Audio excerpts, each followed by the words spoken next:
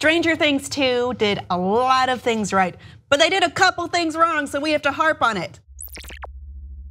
So that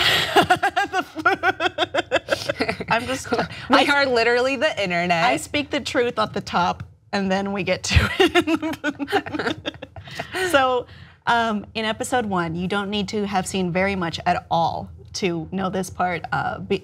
We start in episode 1 with the boys trying to collect quarters from everywhere. Lucas has done chores to get extra quarters. Mike has robbed Nancy. I don't really remember where Dustin got the quarters, but he only got 4. They were saving up for something big, and that something big was Dragon's Lair at the arcade. This was a really interesting game at the time because of a few things. One was it was very different from the classic Atari-style games where it would be more or less a block firing at another block. Or blocks. Yeah, heavily pixelated.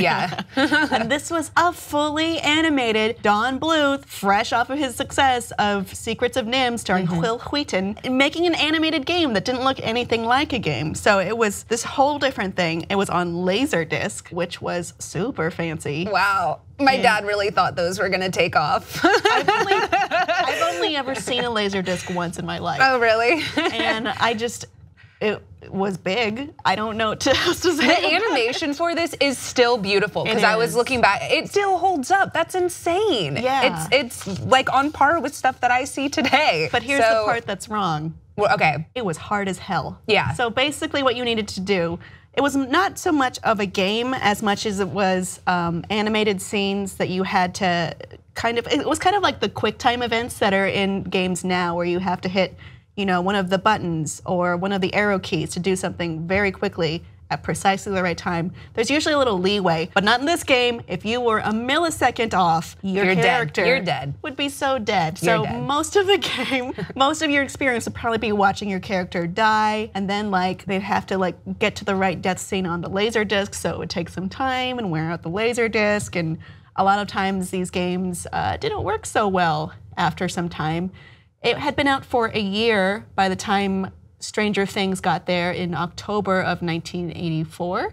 So it might have been a little touchy, not working. But the boys are actually playing almost the final scene of the game, and that's where they fall off. So they actually did really well, but it's also unlikely that they would have ever gotten there. A lot of kids I hear used to say that they beat the game. And a lot of kids I hear were damn liars because it was so hard. I mean, yeah. Expensive. I guess you would consider it to Contra levels or something. I don't know. I feel like those boys live at that arcade. So I agree that it's expensive. It's what, it was 50 cents? Okay, so usually arcade games were 25 cents. Yeah. This one was 50 cents. Doesn't sound like a lot to us, but in 2017 money, that's $1.18. Considering the high death rate in this game, you could easily drop the equivalent of what, 10, 20 bucks trying to get to those upper scenes and save Princess Daphne? I don't know. I've never played Dragon's Lair. I cannot comment. I grew up on N64, and mine, now that I have one, I've connected it to my TV. I bought a new one, and or I guess an old one, and it actually also looks like blocks just playing each other now because that's how horrible. Well, I went back and played some arcade games.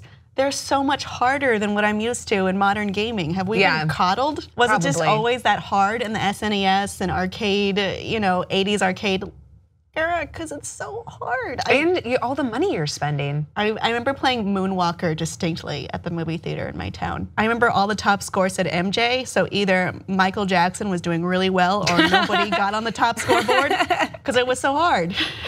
I like the Twilight Zone one. The pinball game? That's a good pinball game. Yeah, that's what I would play at the arcade. I would play the pinball machines. Because you could mess it up. You could be horrible and still do very well. There's a couple of those left in LA. I'm just saying, it's a good time. But this, they did get it right where Dustin yells, "I hate this overpriced bullshit." But otherwise, it's unlikely they would have gotten so far. And if I buy that they went to the Upside Down and saved their friend and killed a Demogorgon, but it's hard to buy that this actually would happen. Okay, so it's just, we're reviewing this on our review channel, And I like listening to, because the other two reviewers are older than I am. They were teens in the 80s, so they can pick out all the anachronisms of, oh, this song came out in 85, it would have never happened. But this is one that we can talk about here.